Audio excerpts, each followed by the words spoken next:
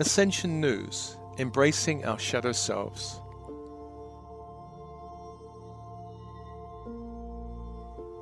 The concept of the shadow began with Carl Jung, who saw this work as important for anyone on the path of individuation.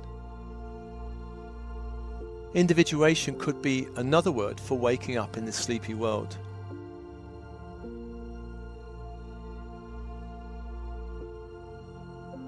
Carl Jung saw the shadow as containing both light and dark energies. What this means is the shadow contains not just seemingly destructive aspects of the personality, but also potential creative and powerful gifts and capabilities also.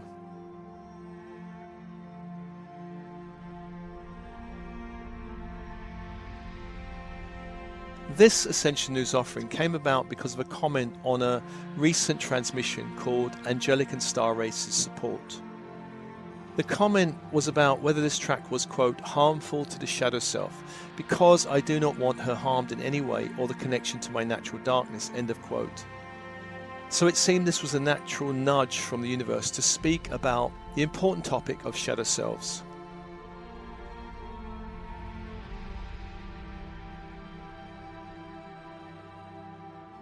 The Strange Case of Dr. Jekyll and Mr. Hyde is a story written by Robert Louis Stevenson. It's a classic that in some ways appears to be the archetypal shadow story.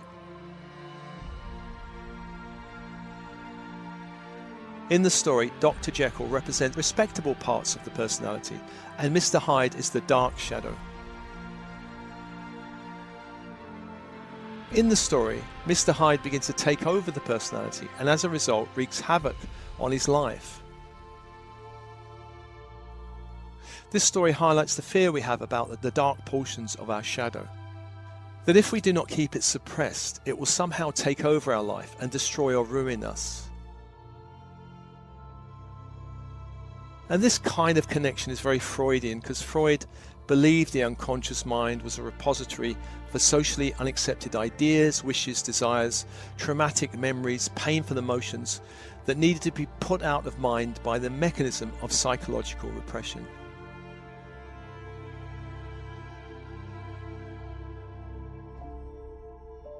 For me, there's a better story that highlights what the shadow is really about. And this story comes from that wonderful book, Embracing Ourselves by Hal and Sidra Stone. I've summarized the story somewhat. Once upon a time, there was a tigress who was about to give birth. One day she was out hunting when she came upon a herd of goats. She gave chase, and even in her condition managed to kill one of them. But the stress of the chase forced her into labor, and she died as she gave birth to a male cub. The goats who ran away returned when they sensed the danger was over. They approached the dead tigress. They discovered the newborn cub and adopted him into their herd. The tiger cub grew up amongst the goats, believing he too was a goat. All went well until one day an older tiger approached the goat herd, attacked and killed one of the goats.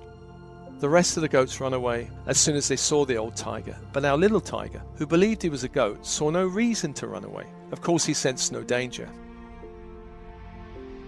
Although the old tiger was a veteran of many hunts, he had never in his life been as shocked as he was when he was confronted by this young tiger. He did not know what to make of the tiger, who smelt like a goat, bleated like a goat, and in every other way acted like a goat. The old tiger grabbed the young one by the scruff of the neck, dragged him to a nearby creek, and showed him his reflection in the water. But the younger tiger was unimpressed with his own reflection. It meant nothing to him, and he failed to see his similarity to the old tiger. Frustrated by this lack of comprehension, the older tiger dragged the younger one back to the place where he'd made his kill. He forced the young tiger to take a bite from the dead goat. When the young tiger had finished chewing, he stretched, and then for the first time in his young life, he let out a powerful roar, the roar of a jungle cat.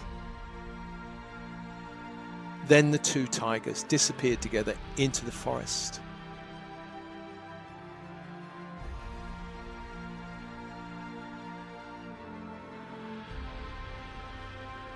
This story highlights the problem where our nature, like that of the young tiger, is raised in a culture or family to think, feel, see and behave like there's something other, like a goat.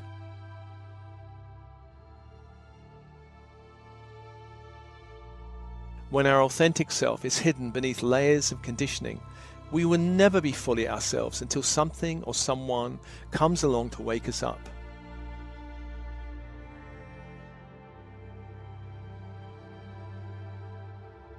Our shadow selves are not dark, evil or dangerous. They are parts of us that were not welcomed in the reality we were growing up in, and so we learned to ditch them. These parts fled deep into our unconscious minds, where they continued to remain until something shifted that allowed them to reintegrate with the personality.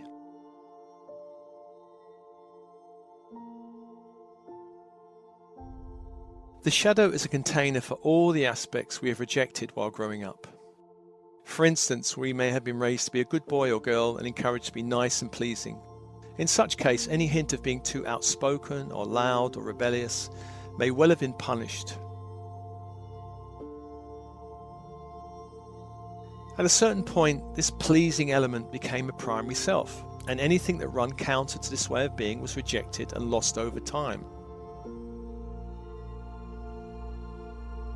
Another example would be if you were raised in a very pushy family or ambitious family, where you were encouraged to achieve, then being too laid back or chilled would have been labelled as lazy, and therefore achieving became a primary way of being. Perhaps you grew up in a critical family, and you learned to survive by being critical and judgmental back. Being too caring or loving would not really have been that safe or welcomed in the family, and would have been rejected and sent away as a shadow self. Shadow selves are disowned because they're rejected. They may be even considered dangerous. We can grow up afraid of our perceived darkness, wildness, or weirdness. We can also grow up afraid of our light, our gifts, our radiance. In my family, proper and normal were the values pushed, and anything weird was frowned upon. I disowned my inner weirdness for many years, and it caused great depression and unhappiness until I started liberating myself.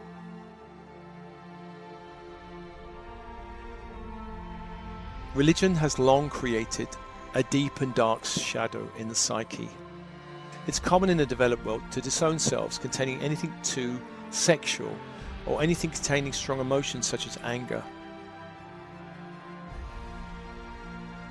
Some contemporary spiritual systems encourage a banishing of ego parts, where perhaps even the entire ego is deemed bad and working against our light. Any spiritual system that demonizes the ego, our sexuality, or strong emotions will tend to create shadow.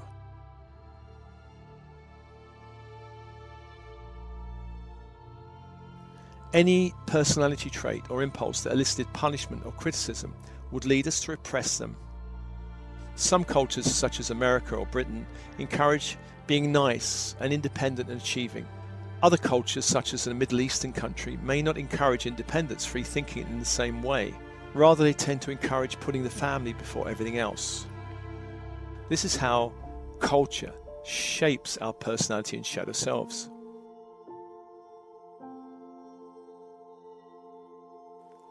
Education also creates primary and shadow selves. Any aspect that was encouraged and praised through school or university could tend to become a primary self. It could become who we think we actually are. In the Western world, primary selves will tend to include pleasing, achieving, perfectionism, critiquing, being overly responsible, overly logical and rational.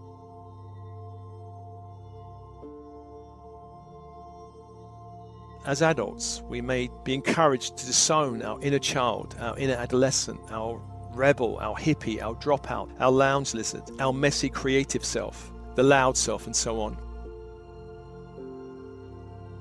We may also disown certain gifts such as the imaginative self, the intuitive self, the visionary self, the clairaudient self, and so on.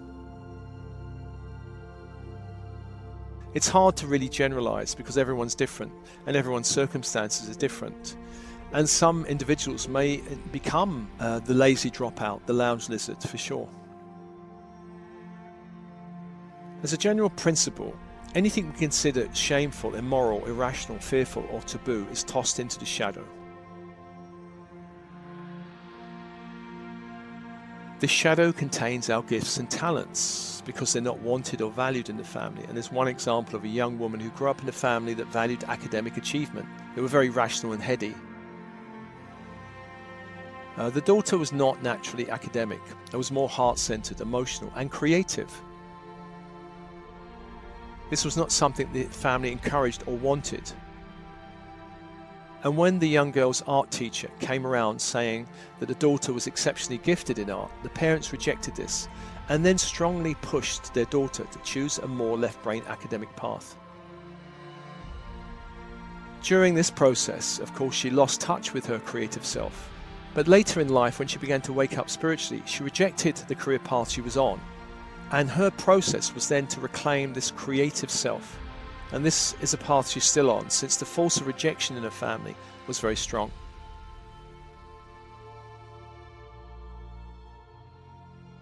Shadow selves are banished until that time it feels safe for them to return. And this can happen during any personal exploration, therapy method. It can also happen when we begin to wake up spiritually.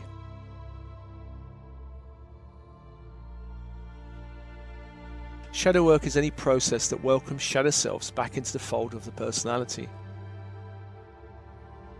This is essentially the path to wholeness.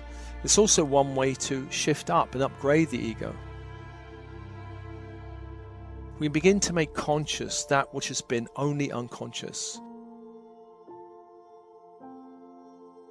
In this process, ego parts begin to cooperate rather than be at war with each other. Shadow work is important because in order to change the world, we must change ourselves first. The more that individuals are called to look within, the more others will be encouraged to do the same. Many now are doing this work of inner transformation. The solution, I believe, to all the problems in the world exists within the realm of consciousness.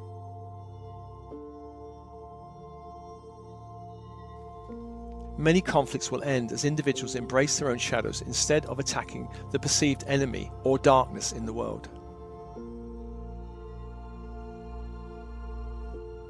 As we shift who we are being and becoming in the world, then we begin to light a candle for important qualities such as love, truth, integrity.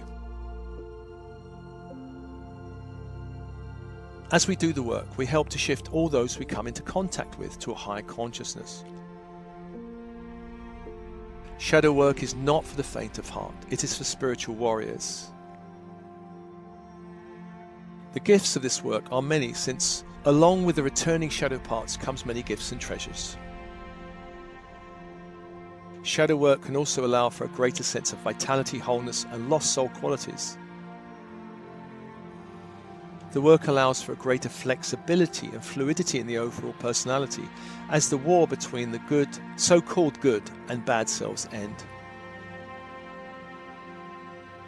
This work requires a self-reflective mindset, the ability to reflect and observe our thoughts, feelings, and behaviors. Self-honesty and integrity are important because we need to be willing to see aspects of ourselves that we have judged as bad or unpleasant or even dangerous. Carl Jung once said, "Everything that irritates us about others can lead us to an understanding of ourselves." Signs of having shadow selves, hiding out in the unconscious, is judging others harshly. In magical circles, there's a saying that for every finger pointing in judgment at another, 3 fingers point back at the self. Similarly, being angry with another person or another group, whether that group is wealthy, poor, powerful, or group of victims, or perhaps a certain sexual orientation or race, the world is our mirror, and where we are angry or judgmental or critical with anyone or anything external, this reflects an internal force that will not allow this energy to arise in any shape or form within ourselves.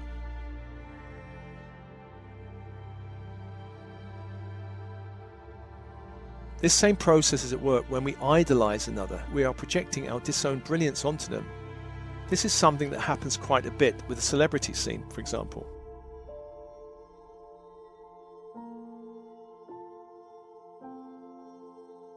Projection is a huge clue to the types of energies being repressed within a person. Therefore, the easiest way to begin this work is to look into the mirror of your reality.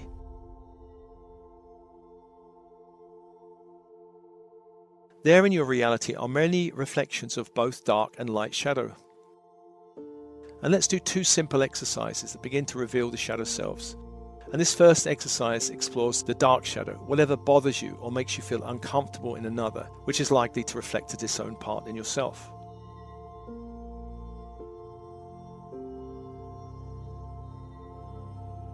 So just get comfortable, breathe and close your eyes for a moment.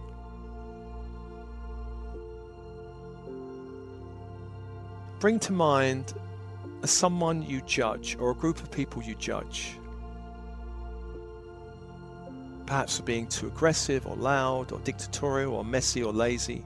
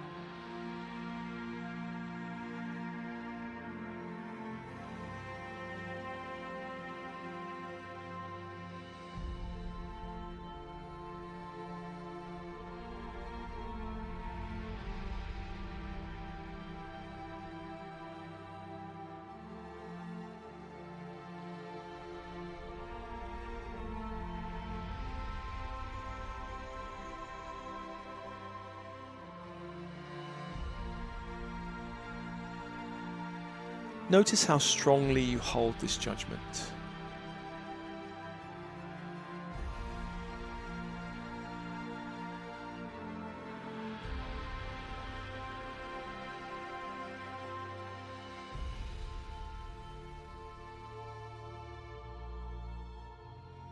This judgment reflects a judgment on a part of yourself.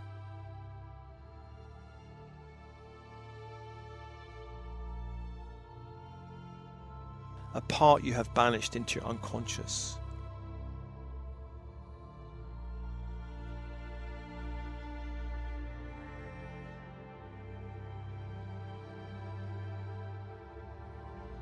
Just breathe with that for a moment.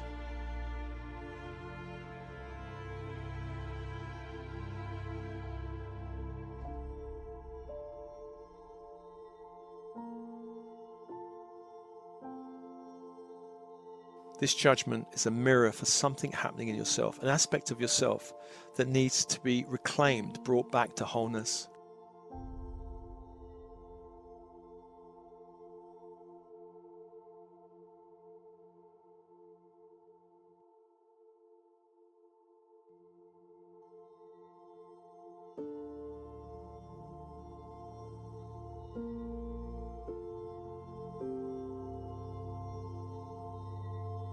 Imagine embracing that part.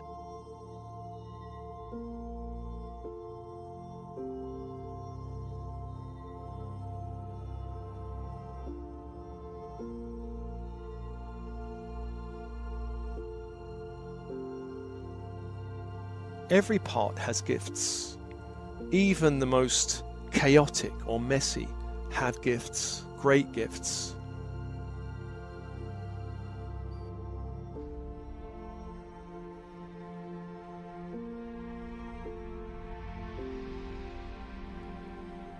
Just take a breath with that for a moment.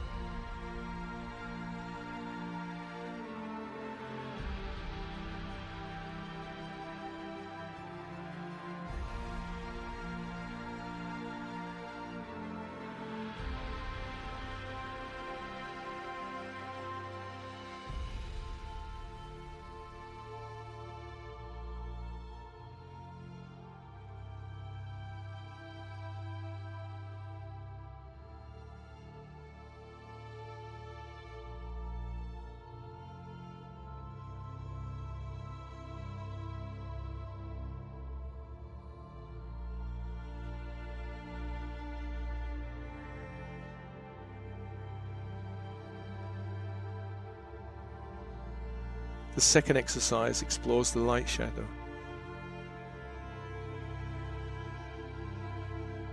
Bring to mind someone or perhaps a group you totally idolize.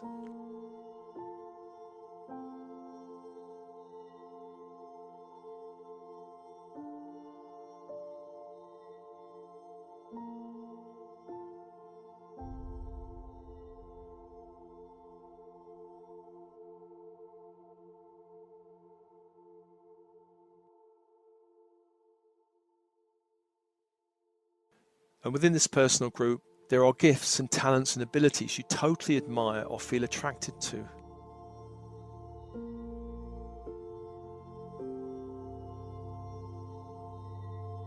Looking beyond the form, what is the essence of these gifts?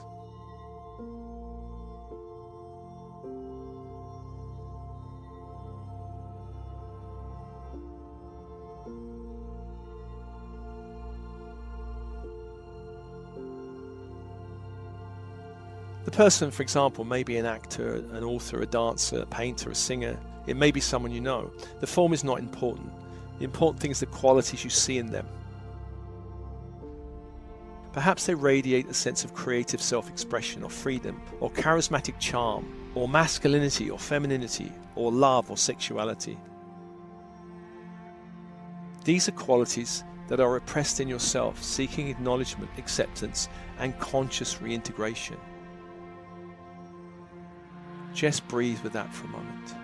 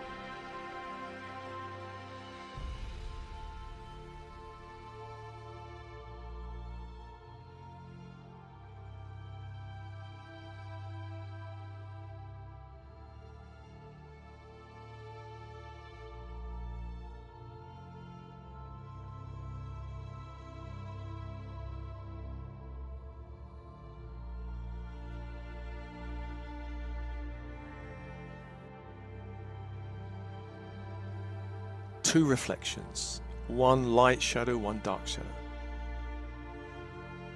Both sides are seeking reintegration in the greater self.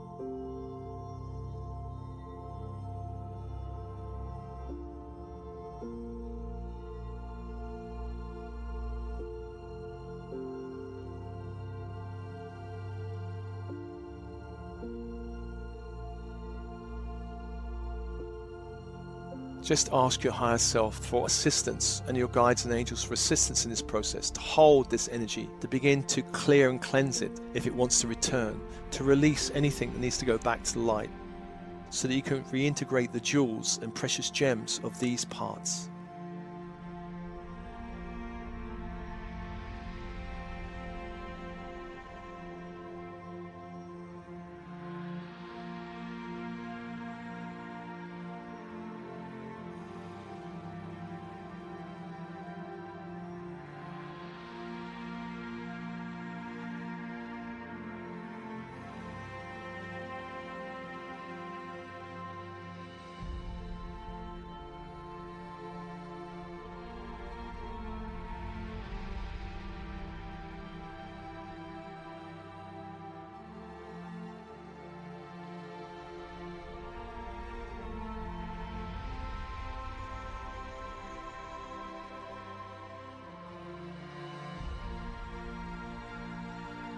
And this is an ongoing exploration. There are layers and layers to the shadow. Whatever we judge or overly admire tends to be a reflection of our dark and light shadow.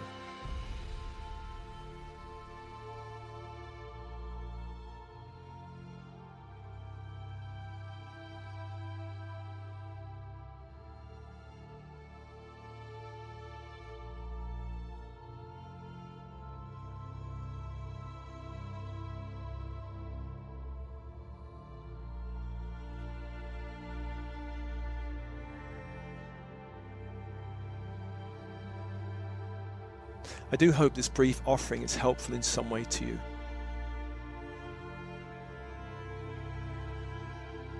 Much love.